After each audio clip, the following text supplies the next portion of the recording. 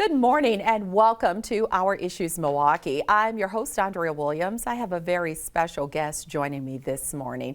Anne Schwartz is a 30-year journalism veteran. She's a highly skilled and innovative strategist with a vast knowledge and expertise in crisis communications and public relations.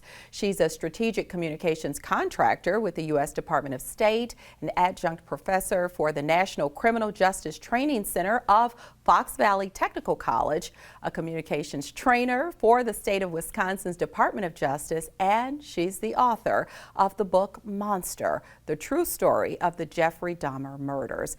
Good morning, Annie. Oh, good morning, Andrea. Thanks so much for having me to have a conversation that I suspect some people would rather we just stopped having, right? Oh, absolutely. And I understand that. And we'll definitely talk about it. This year marks the 30th anniversary of one of the most gruesome discoveries in U.S. history. Serial killer Jeffrey Dahmer. He was arrested for the murder and dismemberment of 17 men. So let's talk about this book. And you've actually updated it for this 30th anniversary. What made you kind of go back and say, I want to do an update? One of the things that people ask me consistently, Andrea, is whatever happened to, and then fill in the blank, whatever happened to the prosecutor, whatever happened with the cops who were involved, how are they? And it just kind of spurred me to go back and find out, what were the principals from the case doing 30 years later. And it was an interesting journey. It was maybe not as gruesome as the first journey when I was learning all of the facts, but finding out how this case affected all of the parties involved was very interesting. I tend to always tell people, I don't really, no, it didn't have any effect on me, or I'll make some kind of a joke to kind of, push it aside. But when we talk seriously about it, it really, the case has had lasting effects, I think, on everyone who was part of that case, including me. Yeah, absolutely. And you were a part-time reporter at the Milwaukee Journal during that time. So if you would take us back to that day when you received a phone call practically in the middle of the night from a police officer telling you that this was something that was taking place. Absolutely. I was a 24-hour-a-week part-time night cops reporter. I don't think there is a more unenviable job in the newsroom because everybody else got to have a life, Friday, Saturday, and Sunday from 4 p.m. until, midnight or after. And, so nobody really wanted the job. I loved it. I loved it because I love that idea of seeing behind the curtain. And I think that that's a journalist's curiosity. And I think I carry that curiosity with me today, even though I am doing work that's a little bit different than that. But I was always good at developing sources. And I loved hanging out with the cops. I loved hearing their stories. I loved all of it. Because again, it was that look behind the curtain that the public normally doesn't get. And I got a call on the night of July 22nd, 1991, from a source of mine, a police source of mine, who said, you better get over to 25th and Kilbourne. There's a guy that looks like he's been saving people's body parts, and Rolf found a head in the refrigerator. Well, wow. So here I am, thinking, are they having a little fun with me? I mean, listen, it's the sense of humor over there is pretty strange and pretty macabre. But there was something in his voice, just kind of told me that it was not like any other crime scene. So I went out there. It's about 11, I think maybe about, by the time I got out there, it was about 11 o'clock at night. And it was the weirdest crime scene, Andrea, because it wasn't like any crime scene I had been to, and I went to all of them. I went to everything because, when you're, the nice girl from, who lived in Elm Grove and went to Catholic high school, what do I know from any of these experiences that people were having? So I always looked at it as an opportunity to learn something. So 25th and Kilbourne, I pull up and it is quiet. I got out of the car and it was just perfectly quiet out. There was not the usual crowd of people that stands around and, and they're waving for cameras or talking or laughing. It was silent. And with that many people standing outside, that's kind of an eerie feeling. Yeah. I started to talk to a couple of people that were standing by, a couple of the residents of the Oxford apartments. One of them specifically, Pamela Bass, had told me in this extremely soft voice. She said, "They're saying they found a head in the refrigerator." And I'm, even to this day, I've gotten used to talking about this case, but even talking with you, I'm still making sure that, that there are people that are going to go, all right, we're, nope, don't want to hear any more. But I think the point of the whole story really is we never thought it would happen here. We never thought anything like this could happen here. So I went into the building. I was the first and only reporter on the scene. There were very few cops on the scene when I got there. And I walked up to apartment 213. I stepped over the threshold and just kind of looked in the apartment. I didn't see anything that would, that was out of a horror movie. But it was the unseen that was really the sinister happening in that particular apartment. I just kind of looked around like you do, like a reporter does, because we're curious people.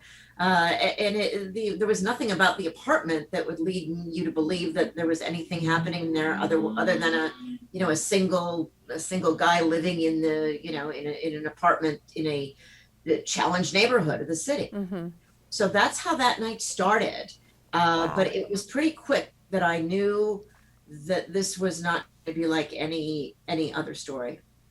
Yeah, and it's also very interesting. So just to allude to what you were saying about people saying, just let this story go, bury it, nobody wants to hear about it. On the flip side, there are people who are still interested because it is so unrealistic to think that someone could do the things that were done over those years that he had victims. And so I've heard people say both, and they want to look behind that curtain, and you are a person who was up close and personal with what was unfolding. So I do think that there is still some sort of interest, especially when you talk about in this book, going back to people that you interviewed and finding out how this has still affected them 30 years later. You brought up Pamela Bass, who was a neighbor who lived across the hall, and I've seen interviews that she's done, and she said that he was very unassuming, very quiet, and she never would have thought anything and was surprised, quite frankly, when she heard what had been going on right across the hall from her. A lot of the neighbors had complained about a smell and said they had heard noises like chainsaws and things of that nature. And if I'm correct, the landlord kind of blew it off. When you went into that apartment and you looked around, did you smell anything that kind of made you wonder what's going on here? Oh, there's a horrible smell in the apartment. But what we have to remember is that, and this is always hard to say out loud. In fact, the editor and I went back and forth when I was talking to her about what this neighborhood was like in the late 80s, early 90s. This was a very challenged part of the 3rd Police District. It was the busiest squad area in the city. They had all manners of violent crime and other kinds of really strange things. It was, the oddest thing about this case, beside the details, of course, was the fact that it happened in Milwaukee. But the fact that it happened in this part of Milwaukee, that was part of Jeffrey Dahmer's deal, was that he was, serial killers are smart, and they're usually smarter than the average person. And Jeffrey Dahmer knew that if he went into a neighborhood where people tend to keep to themselves, because I don't want to know your stuff and you don't need to know my stuff, that he'd be left alone. And he largely was. The smell was terrible in the building, but I was a crime reporter for a few years by then. And it's very rare that you would go into an apartment complex in the central city and have there not be some kind of a smell or have it be run down. It's just the way that it was, passing no judgment on that, but just to give you a picture of what things were like. during that time. I think it helps people understand, that before Jeffrey Dahmer, if you heard somebody using a power tool in the apartment next door, you thought maybe they're building something. You weren't thinking, the unthinkable. Oh, Of course you do absolutely. now, but that I don't was even know if I would think that now. It's just so unimaginable. And you'd like to think that the heinous things that happened at that time will never, ever happen again. But I think that that's what a lot of the fascination with this case was, is that no one could imagine any of this happening outside of a horror movie. Oh, not at all. And I think that's what was so incredulous about it. And I'll tell you this also, Andrea, that I feel like the interviews that I was able to do that night with the people outside that apartment, those initial interviews, I feel like those were the last honest interviews people gave. Mm. Because once this story came out, and now I've got a chance to be a witness who saw something or smelled something in a serial killer case, now people have been known to make the story a little better, to embellish some of the details. So I really felt that night, when people were having these honest reactions, like Pamela Bass, some of the other residents of the building, her husband Vernell, they were honest about what they observed. But as time went on, there's people coming out of the woodwork. Yeah, I used to sit in the back of the apartment building and smoke pot with Jeffrey Dahmer. Well, no, you didn't, because Wow. he wasn't the kind of person that socialized with anybody. He wanted to be left alone. That's what they do, and that's how they go so long undetected. Yeah. Well, like many reporters, you grew up loving to read and write, and, storytelling was something that you definitely could imagine yourself doing. But I have to wonder if you could ever imagine yourself breaking a story like this that would end up on the front page and becoming a case that gets the attention from around the world. So looking at all these years later, what comes to mind for you? What still affects you personally?